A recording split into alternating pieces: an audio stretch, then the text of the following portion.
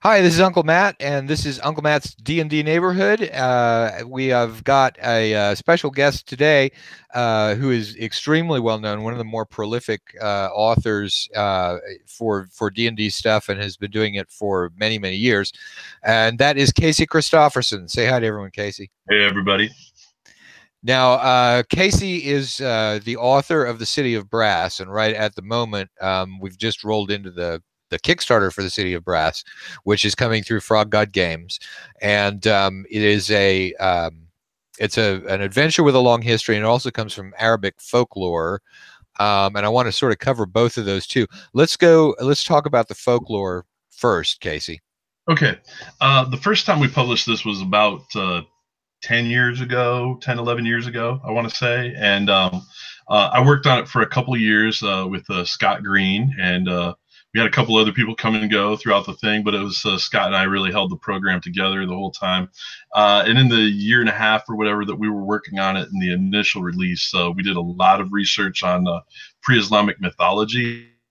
Lore. I interviewed people from Jordan and Saudi Arabia, Lebanon, and Syria, and asked them, hey, what about the Arabian Nights? What kind of fairy tales can you tell me? What kind of genie stories can you share with me that you're comfortable with sharing?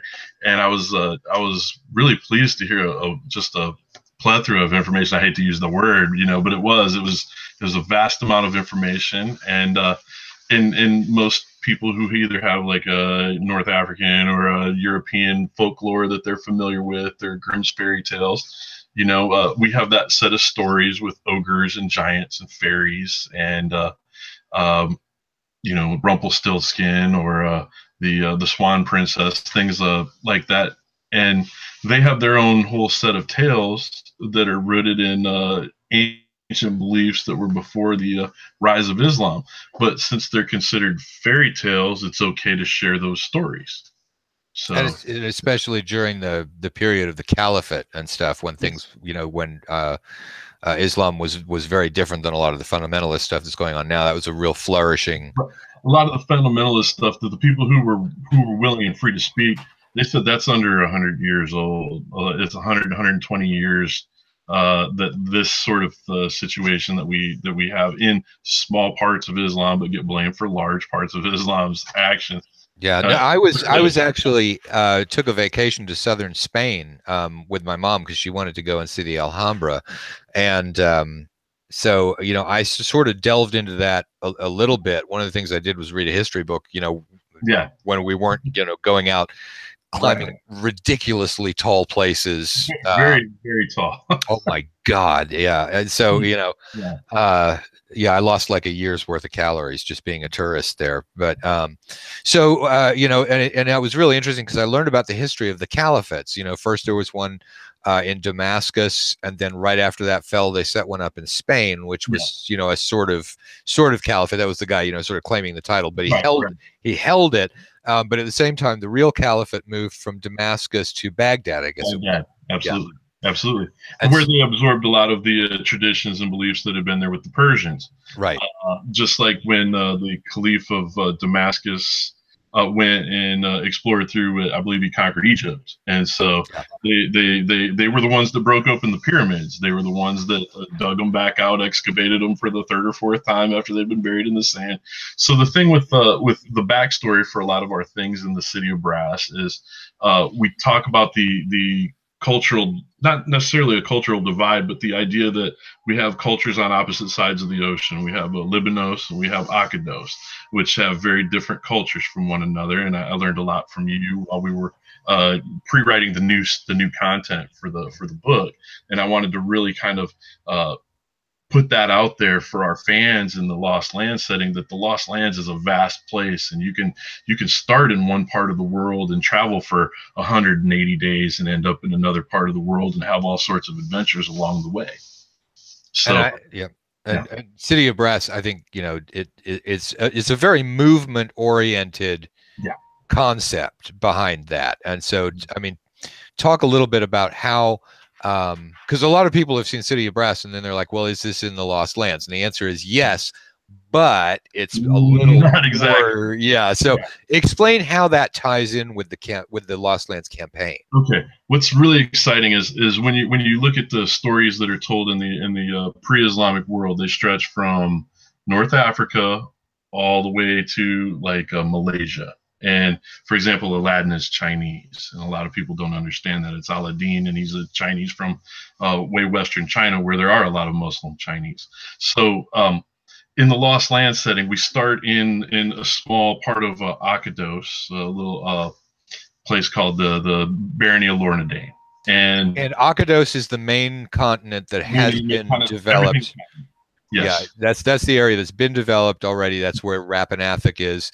All of the the borderland provinces, all of the famous stuff is in Akados. Libanos is an area that's been heard about, but it really there are only bits and pieces. Necropolis was in Libanos, but we have that's the third edition stuff. The Mesopotamia module was set out there, so it's much more of a sort of Near Eastern type of thing. So that's what Casey's talking about with Libanos. Our deserts of despair. Yes, those are all on the Megib Desert. Yeah, in the Megib.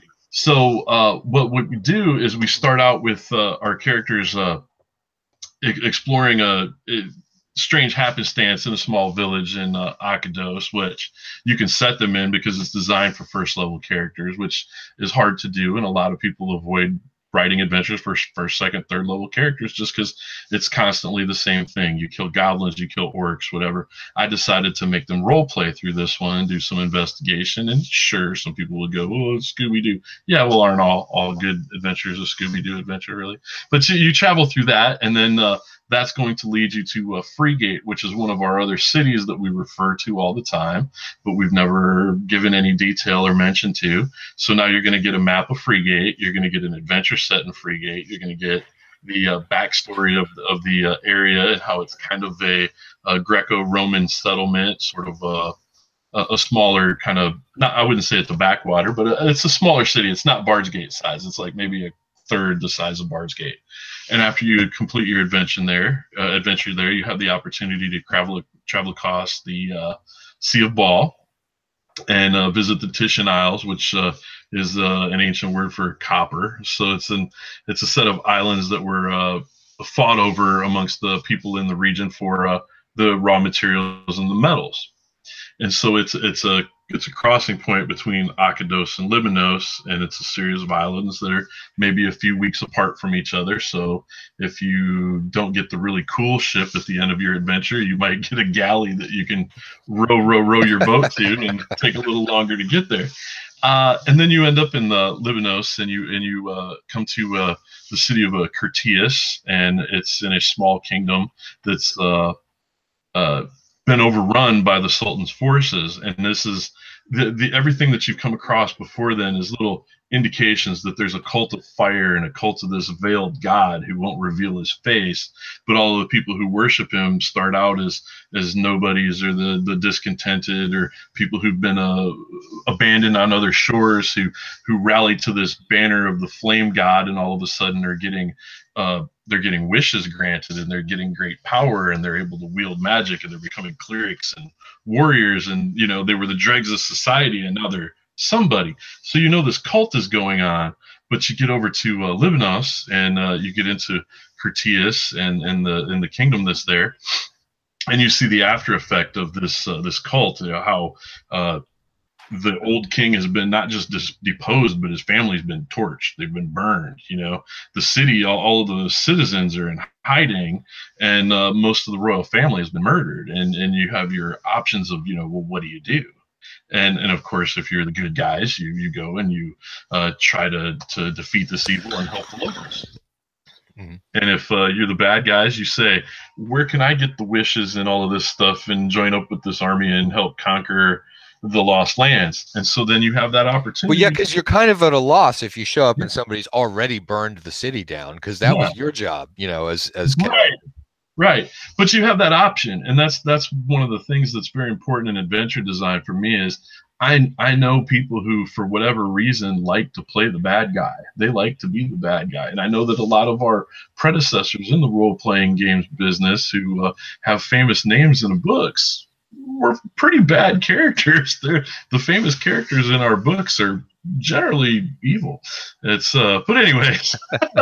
All that aside, we're talking about the proper names of people in the proper names of people with spells were not always very nice to each other or to anyone else around them. Although my favorite one is the story about Diesel's thief that everybody kept an eye on. You hear about Diesel's thief, yeah.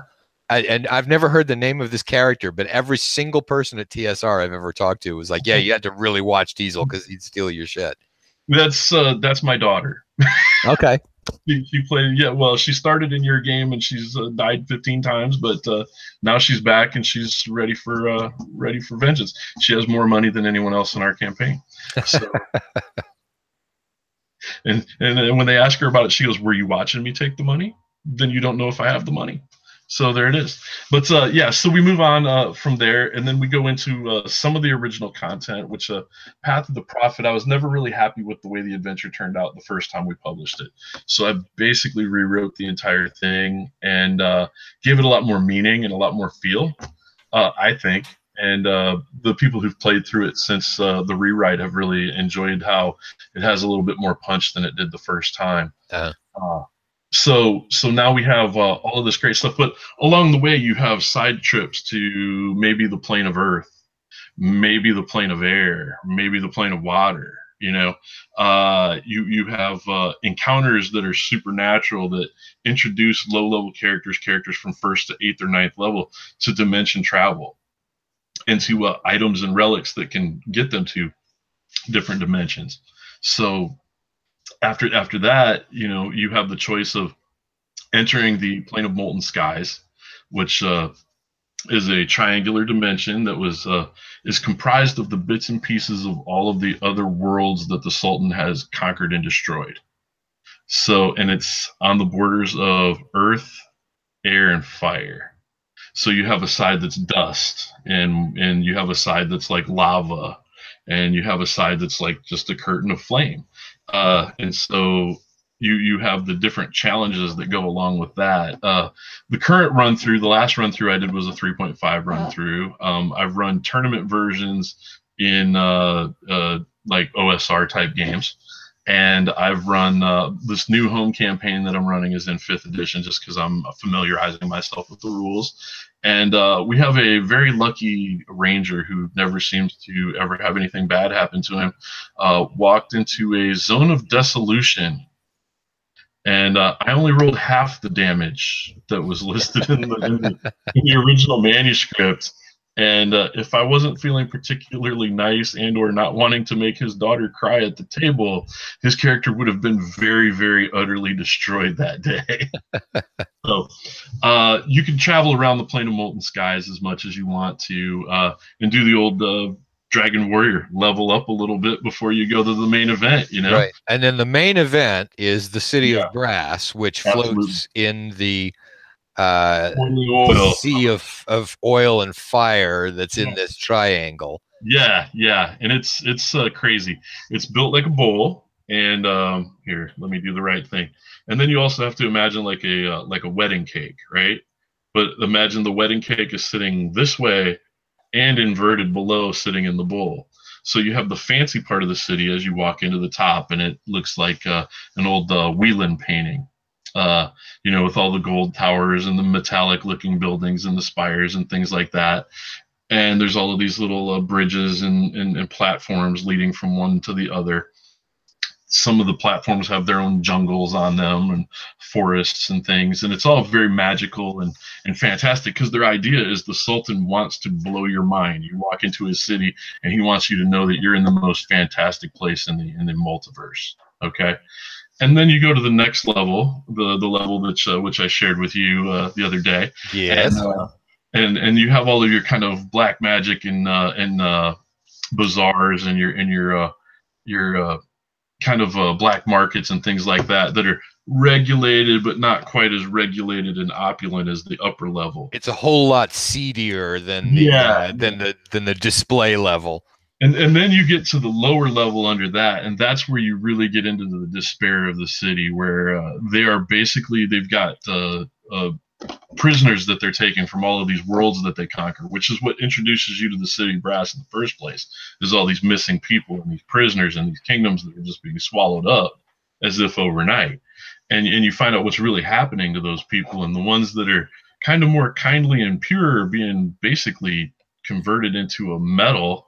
They're being pounded into a living brass metal that's building the temple to the Sultan taller and taller and taller in the middle of the city as he's trying to build basically a mountain to heaven so that he can ascend and become a greater god. Okay, now let me stop you right there, because what we're going to do, we talked at the beginning of this about the fact that um, as it happens, both of us have a fairly short amount of time for the interview because you're traveling, so before we get to giving them the big spoilers about what all goes on from that point, I think we've probably given people enough of an idea so far about the build up to the whole thing. And I want to have you on another interview very shortly and before the end of the Kickstarter and the whole bit, in which we continue this conversation, and you can give us more stuff both about that and about the underlying folklore of the City of Brass. Because the City of Brass,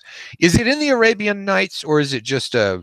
There is a story in the Arabian Nights called the City of Brass, and we have one of the adventure threads that you can go on is kind of an homage to that. Oh, cool. So and we'll talk about that on the next on our next talk for sure, because some of the nice little plot points in there are really fun for the players. I've run the entire thing one time before, and I'm running it again while this is going on. And it's fun to introduce the new stuff. And I also want to talk about the art and the artists, because they're really doing a wonderful job on this book. They are. And so, all right, so that'll be our next interview. We'll talk about the artists. We'll build in the pathways, coming from the stories in the Arabian Nights, and we'll talk at that point. We'll talk about the Sultan's plan. Sounds great. Okay, cool. All right, thanks so much, Casey, and we'll get a longer time block next time. Absolutely. Thank you so much. Okay, take care, man. And to everybody out there, no matter what kind of Dungeons and Dragons it is that you play, imagine the hell out of it. Absolutely.